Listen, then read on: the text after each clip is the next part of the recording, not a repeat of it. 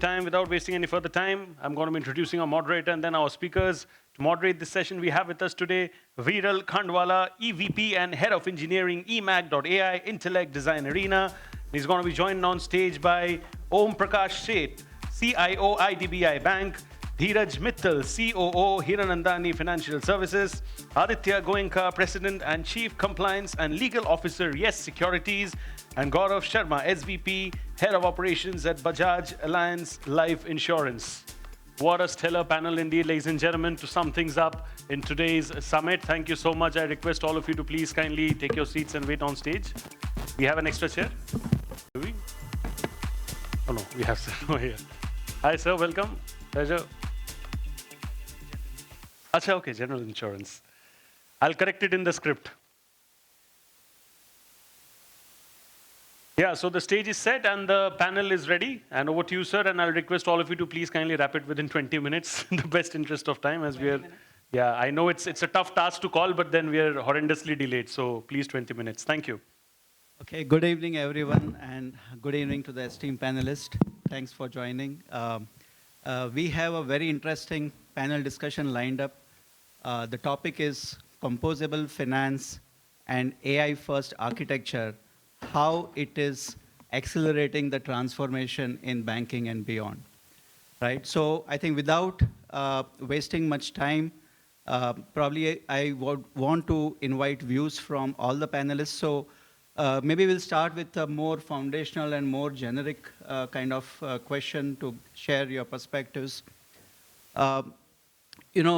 What is, first of all, your interpretation or your definition of the composable finance and AI-first architecture? Why do we feel it is non-negotiable now in today's age? And maybe if you could probably provide some real-world example where it has provided some benefits, whether it is in operational efficiency, customer experience, risk and compliance. I think that would really, help the audience relate to this. So maybe we can first start. Thank you. So basically, the financial journey, it's composed of multiple steps, or we can say building blocks. So in my point of view, the composable finance means we have a kind of building blocks, which is kind of does particular autonomous. It's autonomous building blocks, and then we pick up them and then orchestrate it together to create a journey. That's called the composable finance, where we pick up the multiple ready-to-use autonomous blocks and orchestrate an end-to-end journey. So AI first, of course, given the balance of the emergence of AI, I think there is a lot more maturity. Earlier, if we say 2 years, 1 or 2 years, 2 years before, then the doubt about the decision efficiency of the AI, whether what can go wrong, and then the impact of that was going to be very, very significant. But now we are saying that with the ChatGPT 5 launched yesterday, last night, right? True. And now we can see that the AI is getting some kind of maturity and some kind of comfort with the management. So the AI, where we are going to leverage is 2-3 regions.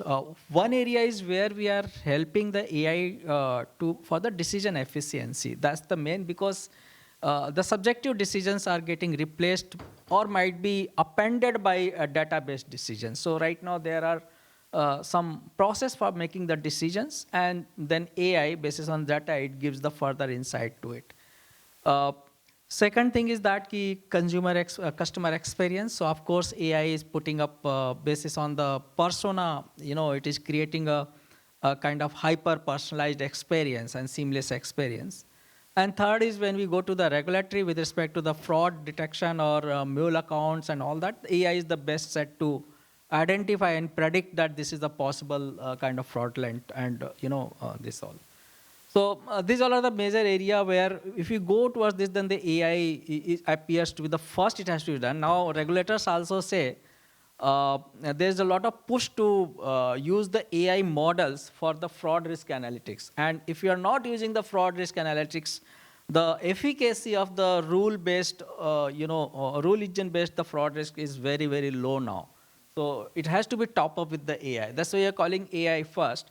Any area, any business area we see, there are decision systems basis on the policies, rules, but then it has to be topped up with the AI because the policy and rules cannot cover the 100% scenarios. The rules are very, very pointed kind of scenarios. Might be we can write 100 rules to identify the 100 scenarios, but still you will find a lot more because of blindness.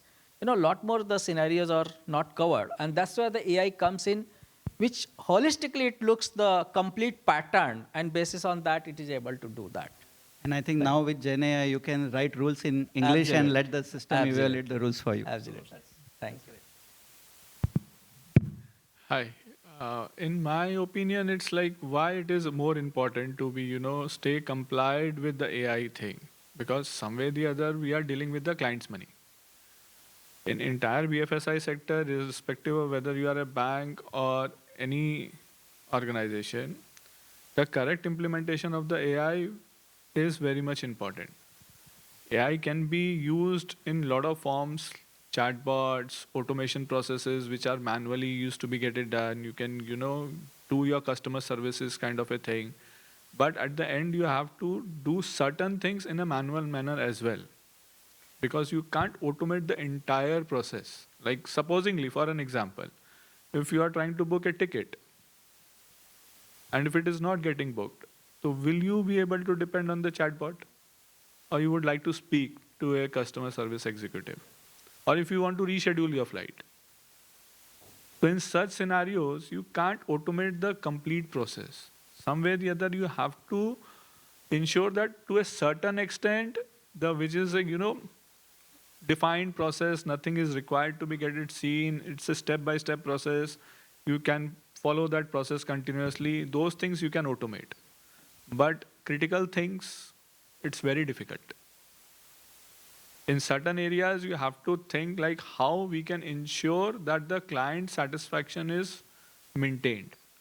When we talk about, implementation of AI is very good to a certain extent. It is growing your business exponentially well because they can identify that what time that customer is available, their behavioral patterns, what is their need.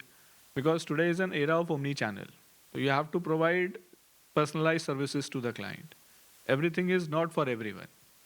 So that's the main key area where the AI is playing an important role. And as correctly shared by the co-panelists, like a lot of places we are implementing the AIs, but everywhere means even the companies who are providing, they itself says, there are too much positive false ratio, whether you see in AI ML side, in machine learning side, whether you are deploying it fraud risk management, surveillance, even in KYC account opening, means nothing is perfect. And the problem is that we as a human being are also not perfect. But when we are expecting something out of technology, so we want everything to be perfect, that is not possible. So we have to accept that to a certain extent it has been created by us. It can help us to grow, but use it in a smart manner. Good. I'll just add what Aditya's point of view. A very simple understanding, how do you use an AI? There's a lot of, what I say, whenever a new technology comes, it always comes with a disruption. Simultaneously, it's always come with a lot of new things happening in the industry per se. What is happening, we are already a very, very highly regulated entity. So the use cases, the way you design, the way you use AI is very, very important in context of an BFSI. Because it's available, everybody is talking about it. The real challenge in identifying it is what is the real use case, except for customer connect, digital initiatives, or engage with the customer. That is the one case which is people have cracked it, and we all have gone through so many times. You go through any normal call center line, and you don't want to. You actually want to reach out to a right agent. You want to listen to human voice sometime, which is also really important, and AI can just guide you to a basic flow. So idea is how you are implementing AI is very, very important, and how are you creating your own use cases. Typically in BFSI, except from a front-ending processes, like say we are a lending entity. So in a sourcing, it can help us that how my agent is visiting branches or visiting customers or acquiring a customer, and can it assist it understanding the policy and processes. So in general, FAQs is available, or any specific transaction specific FAQ is available that will help him, or any specific transaction, because standard FAQs are any which was available on any website or URL, etc., etc.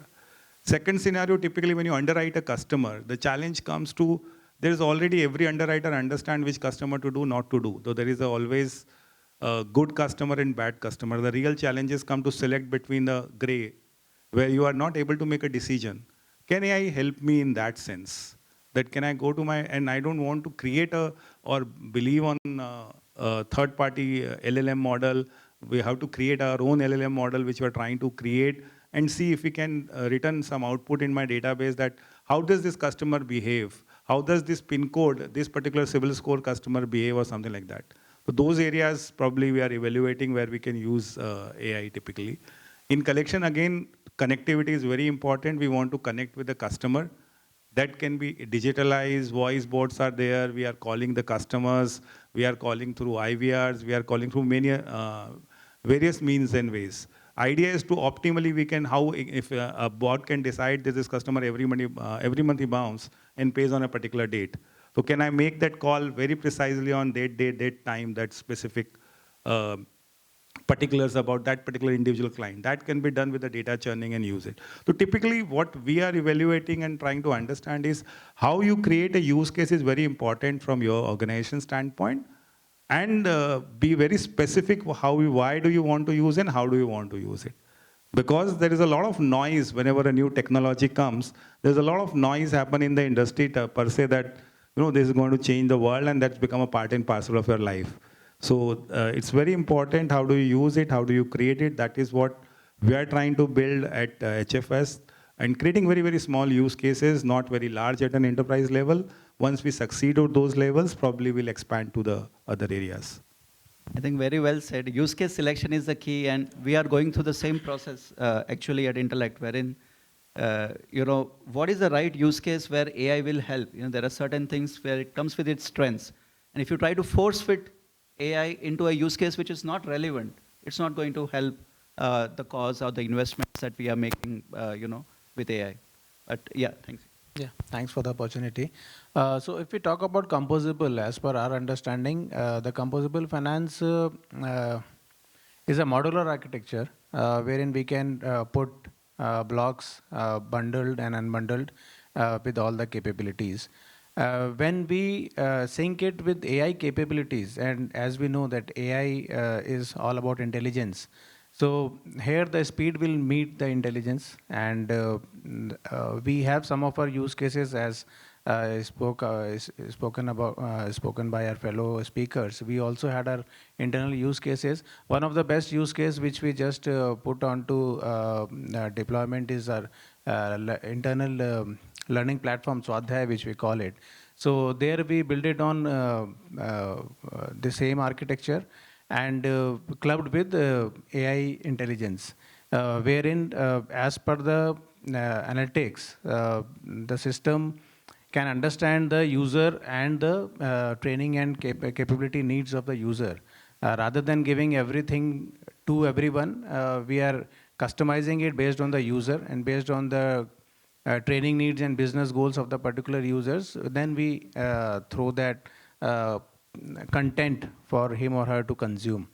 And we have seen good traction there. So the learning completion have almost tripled after launch of this capability. And we have also extended to our agents, and now the agents' productivity has also increased by 20% by putting this into action. Thanks a lot. I think sharing that's real tangible value derived, by your AI use case.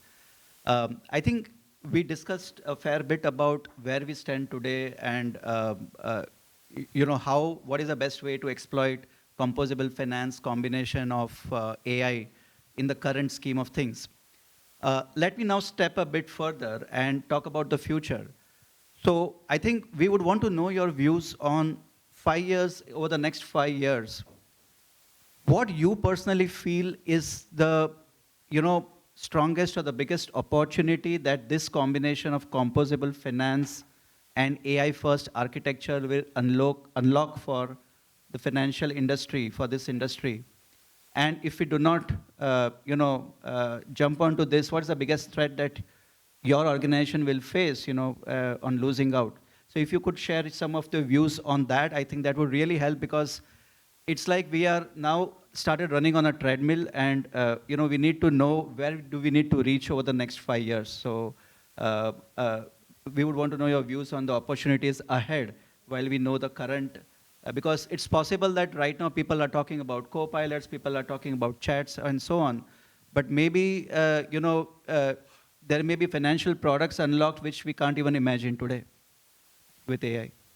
Yeah, sure. So, so basically, if we see the next in next 5 years, one thing will be there: the most of the routine task, whatever the humans are doing, where there is no variability, it's kind of standard task. They will be completely replaced by the AI. Completely agree. Okay, so 5 years or more, might be 2-3 years are enough actually.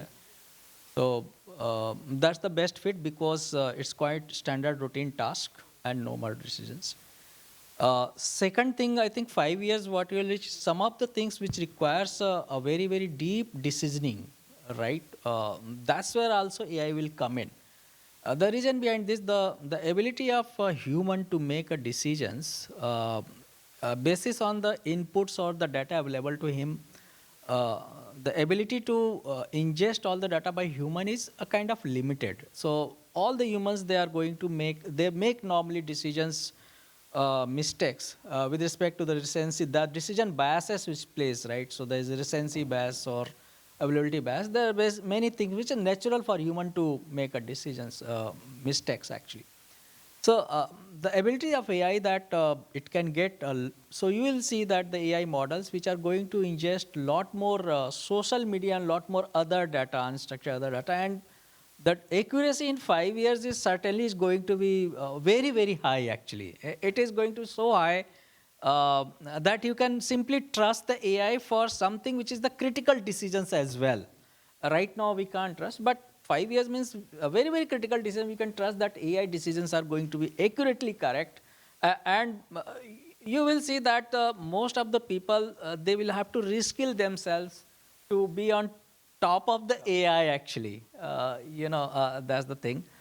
Uh, in 5 years, might be we can see that in the branches, right, the tailors who are there, they can be simply replaced, right? The virtual managers, instead of virtual managers, there could be humanoid bot, humanoid AI, agent AI, humanoid, right, who will be welcoming the customer and interacting similar to as humans are doing actually. Though these all things are going to come in the next 5 years. I think the opportunities are tremendous because the kind of capabilities this AI gives, that's something, the industry is moving towards this, and everybody will try to be the ahead of the race actually. So you are seeing a big opportunity in hyper automation and reliable decision making. I think Yes. that's a very good insight. Thank you, Mr. Om Prakash. See, what I will say is in next 5 years, we all will be here interacting together and trying to figure it out, what we have deployed and how much we have succeeded. Okay. That will not going to get changed. Okay, that is the first thing. What I can suggest is definitely any new technology always, talked about top of the town, ki what new will going to happen. But in my opinion, it's better, to envisage internally whether you need that technology or not. Because just running in the race without knowing where you are trying to head it out doesn't make sense. Because if technology has come today, 5 years later also, some more advanced technology will going to come. Because there's a very rapid changing space. Be very precise what actually you are looking for. And I don't think human things will, or the human touch can ever be get changed. What firmly I have understood from AI is you don't need anyone now, as a teacher, because through AI, you can get all the answers. What will change is, what will change is asking the right question. Before used to, we have a lot of questions to whom to ask, from where we will going to get the correct reply. But now in the world of AI, you should know what is the right question you need to ask. That is the prompt writing. That is how the human thing will going to get changed. That is how human will rule the AI. Not AI will going to rule us. Because what is AI? Think from your own, thought process. Forget about nobody is expert about AI, to be very honest. We all are learning. Think from your own logical point of view. What is AI? It is being developed by us only, by human. So if something that has been developed by human, how that technology can rule us? It can create disruptions, but yes, at the same time, you should know how to control it and use it in the right spirit and manner. So you are basically promoting a more cautious approach to adopting, Yes, of course, with a measured because calibration. yes, Yeah, means across. Forget about in whatever industry you are. makes sense. Yeah. Forget about it. But ultimately, end user needs to have that particular thing that you want to deliver. If you are thinking that the entire ecosystem has got automated, one single thread is enough to spoil everything. True. One single overnight, if your app crashes for 15 minutes, you have gone, man. Simple. So you are playing with the fire. It's something like that. So complete automation, I personally never suggest. The routine things you can definitely do, and be very vigilant about what you are implementing, what data you are collecting, and how you are exposing. What happens 5 years down the line is very sure the customers will choose those companies who ensure their privacy, who ensure that they are not getting unnecessary calls, not getting push sales or something like that. The hyper personalization, and even the regulators are thinking in like that way only. All the white papers, consultation papers are already there. Like if you are a bank, just do banking. If you are into insurance, just do insurance. That kind of an era is definitely going to come. Thank you. Yeah, just to add, I think Aditya covered whatever the thought was. The whole idea is it will evolve. That's for definite. Any technology come, it evolved over the years. So next 5 years will be real. You will see the real implementation of AI and the real use cases, how and people are optimizing their processes and their tech piece. Obviously, I also agree with a cautious approach because it goes hand in hand, any technological aspect for that matter. But it's going to more rationalize the whole thing, that how do you use, and let's say which technology to use just because is provide a particular feature is not the case. Is it, when we talk about is it AI first, what do you mean? Can it automate for me what I want to automate, not which I don't want to automate types? So it's very, very important how do you select the right technology, which is going to evolve in next 5 years drastically. The way I select this, let's say, acquisition platform, I might not work on a different platform 3 years down the line. Any which ways, any technology life cycle I've seen these days, the kind of changes happening, 3 to 4 years is enough for a technological disruption. So next 5 years, there is something else, or a evolved AI model, or every organization will have their own LLM, enterprise LLM. Whosoever is succeeded in implementing the best LLM on their own internal and external or enterprise level databases will be the winner in the game. On the cautious side, it's very, very important we understand what is going to impact. The governance part of it, the generative AI is already a lot of risk belong. Who's governing it? So there's a lot of governance will add on to this, which is still very unclear about the AI, which model to use. There is always people are fighting. ChatGPT is saying that somebody is using their content, and the new DeepSeek is saying that they are using their content. So all these things will happen. Even the vendor you select is very important. The integrity of if I have created my own LLM model, at least I should know it. Otherwise, there no make sense for that organization that I have taken an LM model built with an effort of in 6 months or a 9 month, and then it's available to entire of the BFSI industry, that what is the first mover advantage for. So that's to be cautious about. Select your use cases wisely, select your partner wisely, and just don't go on the noise all the time. And what you want to do it, just do it, because end of the day we are lenders. Our simple job is to give money and take it back. There is no rocket science in this, but technology can disrupt it and can help us do it in a drastically different manner. That's what we are looking for it, and that's how we want to create those use cases. That's where I come from. Coming back to your question, your original question was how do we see AI going 5 years hence? Yeah, basically, what is that single biggest opportunity that you see will open up for banks and financial institutions with this, lethal combination of composable finance and AI-first architecture? Yeah. And of course, what is the threat as well, which Right. many of the So threats have covered. been discussed in detail in this section. So I will just go back to what AI can offer 5 year hence. So what we are seeing as of now, the emerging trends are that hyper customization and hyper personalization will be a big tool where AI can help us. Because AI simply works on data, and we know that data has been very unstructuredly kept in almost all the organization for history. So it's a right time to clean up the data, to have governance mechanism at the source. Secondly, compartmentalization and contextual flagging is also required. So if these three things are set right, I think AI can bring wonders to the table. Having said that, when we are talking about AI, how it will help 5 years hence, as we see, we have health bands on our wrists. What it does, it changes our health goals every day, looking at our lifestyle, looking at how we are, our habits, and how do we spend our day. Very soon we will see, based on AI capabilities, we can also customize the insurance premiums of the customers based on the lifestyle of the customer. So that's how AI can help us bring personalization for various sections of the customer. So that's the thing which we see coming up in future.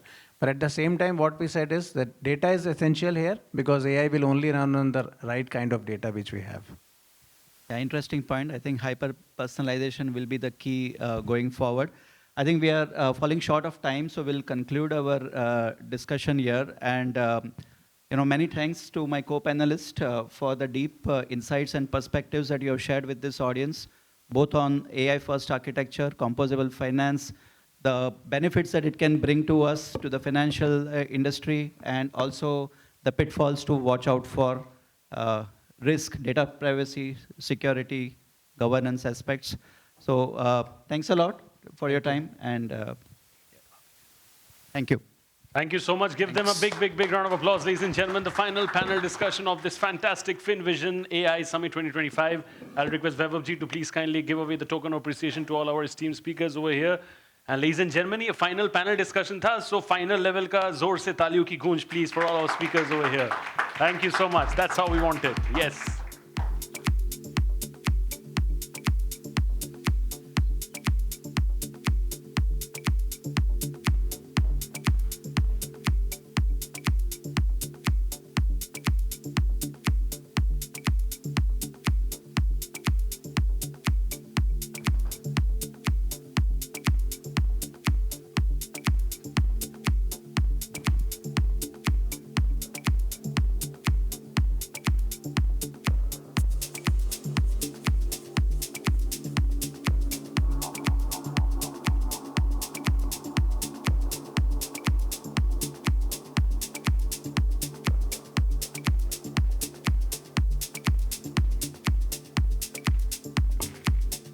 Thank you so much. And on that note, we'll do a nice group photo with all of you over here at the front, please. Over here at the front, in front of the tables.